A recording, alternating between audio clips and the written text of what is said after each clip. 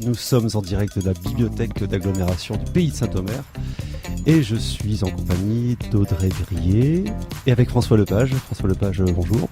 Bonsoir. Enfin bonsoir, oui. La nuit est tombée ici. La nuit est tombée. À Saint-Omer.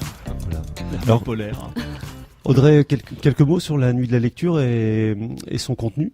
Alors on est sur le thème du blanc. Tout à fait. Donc le thème principal de cette deuxième édition de la nuit de la lecture, c'est suivez le fil blanc.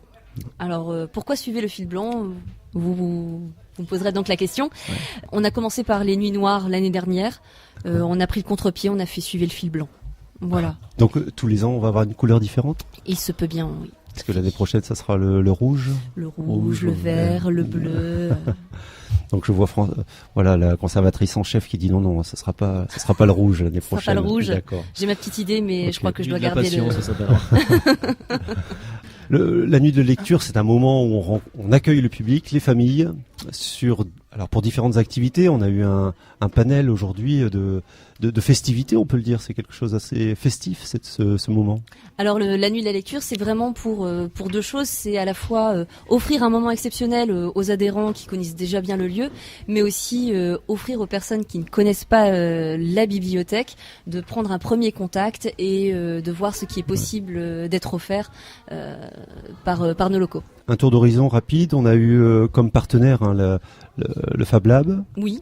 Voilà, la Alors station on a eu la station qui est venue avec ses machines. On a eu 2 imprimantes 3D et la brodeuse numérique qui ont été présentes dans la salle, qui ont permis aux personnes venant visiter la bibliothèque ce soir de se rendre compte du fonctionnement de ces machines et de prendre part à la station et aux réalisations qui ont été faites ce soir. Des libraires, mais également des compagnies de théâtre et également des artistes. Tout à fait, on a eu la Ligue d'impro de Marc en Barreul qui est venue.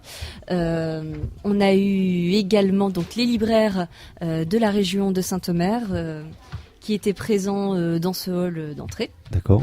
On a eu Canopé également. Et Canopé, voilà le réseau pédagogique. Travailler avec nous sur cette nuit de la lecture. Et c'est donc un moment de rencontre et vous avez invité donc François Lepage, vous avez accepté l'invitation pour venir présenter votre voyage, parce que donc pour ceux qui ne vous connaissent pas encore, c'est un tort. Oui. Pour ceux qui vous ne connaissent pas encore, vous êtes photographe tout d'abord et vous avez accompli un périple qui vous a amené jusqu'en Antarctique. Tout à fait. En fait, j'ai participé à une expédition avec l'Institut polaire Paul-Émile Victor, l'IPEV. Ouais. En 2013, et j'ai donc participé à un convoi de ravitaillement d'une station qui s'appelle Concordia, qui est une station scientifique à l'intérieur du continent antarctique, donc qui est un continent qui fait 14 millions de kilomètres carrés et donc à peu près 22 fois la France, et sur lequel il y a 3 stations scientifiques et dont une station franco-italienne. Et voilà, donc j'ai participé à une mission de ravitaillement de cette station. Alors, il faut pour expliquer un peu le contexte, c'est quand même un pays une terre inhospitalière. C'est aride, moins c'est bien 80. Pire que Saint-Omer. Alors, en fait, effectivement, l'Antarctique, c'est l'endroit le plus sec, le plus froid, le plus venteux du monde. Voilà, il y fait des températures en été entre moins 30, moins 50, et en hiver, les températures descendent jusqu'à moins 90 degrés. Et en fait, c'est un continent effectivement extrêmement sec, plus sec que le Sahara. Ouais. Et c'est un endroit où il n'y a absolument aucune forme de vie. Voilà, donc ni faune ni flore. Donc c'est un continent glacé, c'était une calotte de glace posée sur un socle rocheux. D'où est venue cette idée, ce projet ? Comment a-t-il émergé ? Cette idée saugrenue. Oui. En fait, moi j'avais participé avec Emmanuel aussi à une première mission dans les terres australes, donc qui sont... Donc Emmanuel, qui est votre frère, qui vous a accompagné. Voilà, qui est mon frère, dessinateur de bande dessinée. Oui.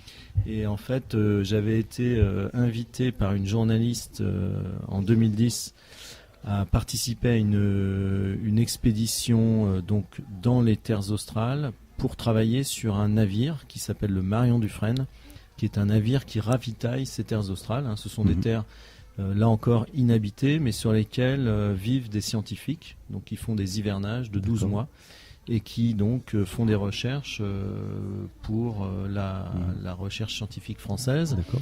Et ce bateau effectue plusieurs rotations chaque année pour apporter de la nourriture et du matériel à ces scientifiques. Donc j'avais participé à une première mission sur ce Marion Dufresne, et à bord de ce bateau, avec Emmanuel, nous avons rencontré le directeur de l'Institut polaire qui nous a proposé en fait de partir en Antarctique pour faire un livre sur les activités de cet Institut polaire en Antarctique. Donc son idée, c'était de faire comprendre au grand public à quoi sert l'Institut polaire, parce qu'effectivement c'est très très particulier. La France fait partie donc des 3 nations qui ont la chance d'avoir une base en Antarctique. Et donc c'est vrai que la France, donc c'est quand même Dumont d'Urville, un Français qui a posé le pied en Antarctique, et donc la France a tout à fait son rôle à jouer en Antarctique. Et on est doté d'un institut qui a une grande connaissance de ces milieux polaires, et qui donc est chargé de mettre en place toute la logistique pour ces scientifiques, pour que les scientifiques puissent faire leur mission. Le livre, nous l'avons sous les yeux, est un petit peu à l'image du continent. Il est quand même volumineux et blanc. Son titre, La Lune est blanche, édité chez Futuropolis. Ouais. C'est donc un ouvrage coécrit. Donc, on l'a dit, votre frère et vous. Voilà. Est-ce que c'est un ouvrage qui a été pensé presque à 100% pendant le voyage, ou c'est quelque chose qui a été créé postérieurement et peut-être une année ou deux pour tout vous dire, notre idée c'était de faire un livre ensemble. Le projet c'était de faire ce voyage et de faire un livre ensemble. C'est vrai que ça faisait ça faisait plusieurs années que j'avais me trottait dans la tête l'idée de faire un livre avec Emmanuel. J'attendais qu'il me le propose. Voilà. Après, quand on nous a proposé ce voyage, on n'avait pas du tout d'idée de ce qu'on allait faire. En fait, on est parti sur ce voyage en se disant qu'on allait faire un livre, mais on n'avait pas du tout pas d'idée de scénario, de la façon, de la forme que ça allait prendre. Et voilà, c'est aussi toute la magie de l'expérience, c'est-à-dire que les choses se sont construites au fur et à mesure du voyage, bien sûr, et puis par la suite, parce que alors, pour moi, bien sûr, toutes les photographies ont été faites sur place. Bien sûr. Même si dans le travail photographique, ce n'est pas uniquement que la prise de vue, mais c'est aussi tout ce qu'on appelle l'editing, c'est-à-dire le choix des photographies. Et pour ma part, en fait, j'ai fait le choix de ne montrer que des photos qui me semblaient rendre compte du mystère de ce continent. Donc voilà, j'ai fait le choix de montrer qu'une certaine partie de mes photos. Il n'y a par exemple quasiment aucune photo de portrait d'humain, etc. D'accord. Parce que je voulais justement que mon travail reflète cette aridité du continent. Et puis ensuite, donc, il y a eu tout le travail d'échange, tous les échanges qu'on a eu avec Emmanuel à la suite de ce voyage. On s'est revus 3 mois après ce voyage et on a commencé à imaginer ce qu'on allait pouvoir, ce dont on avait envie de parler en fait. Ouais. Et assez rapidement, je pense qu'on avait l'un comme l'autre l'idée qu'il fallait qu'on parle de notre histoire de frères, et puis aussi de ce continent qui est très très particulier, parce que c'est un continent qui n'a été découvert qu'au 19e siècle, et donc qui a quand même une importance considérable dans l'histoire de la connaissance humaine. Comment est venue l'idée d'inviter François Lepage, Audrey, à la bibliothèque de Saint-Omer ? Alors l'idée est venue de Peggy Miez, qui travaille au niveau du secteur adulte, qui est responsable du secteur adulte, et forcément sur la thématique du blanc et du polaire, l'idée lui est venue immédiatement de venir de faire une exposition, enfin d'inviter l'exposition en tout cas des frères Lepage. Voilà. Donc l'exposition, on le rappelle, c'est une exposition qui tourne là sur la bibliothèque d'agglomération. Alors, c'est une exposition qui est sur la bibliothèque d'agglomération du Pays de Saint-Omer et qui permet de voir à la fois les photographies et le périple que vous avez pu endurer. Jusque quand l'exposition ?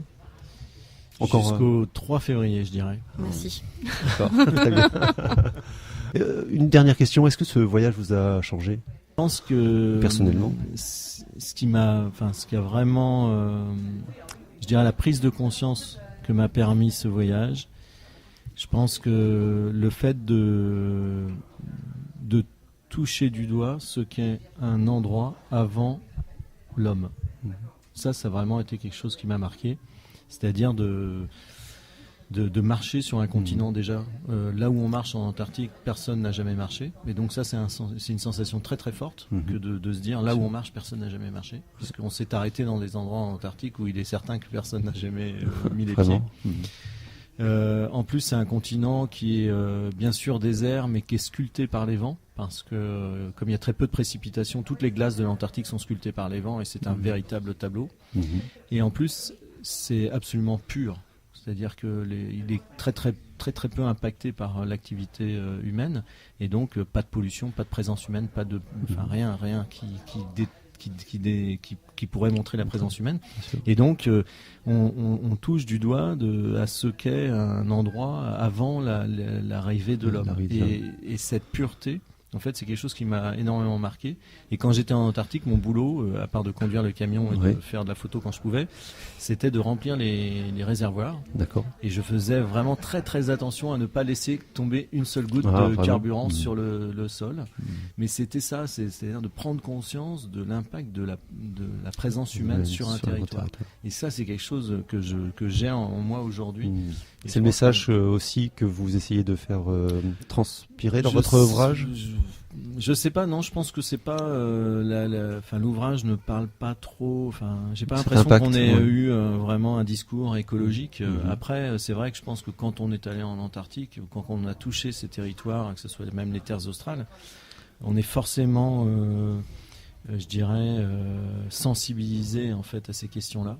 Et je dirais, moi, en fait, ce qui est marrant, c'est que j'étais très attaché en fait à la nature quand j'étais gamin. Je m'en suis séparé en grandissant. Et je dirais, ces deux voyages, les voyages dans les Australes et en Antarctique, m'ont ramené en fait à ça. Aujourd'hui, c'est vraiment des questions qui m'intéressent. J'ai beaucoup travaillé après sur les réserves naturelles de France métropolitaine. J'ai fait un grand travail documentaire pour la RNF et puis pour les parcs nationaux en France. Mais c'est vrai que quand on a vécu l'expérience d'être confronté aux animaux qui n'ont pas l'appréhension de l'homme, à des territoires qui ne sont pas du tout souillés par la présence humaine, forcément ça pose la question de l'homme dans cet environnement-là, quoi.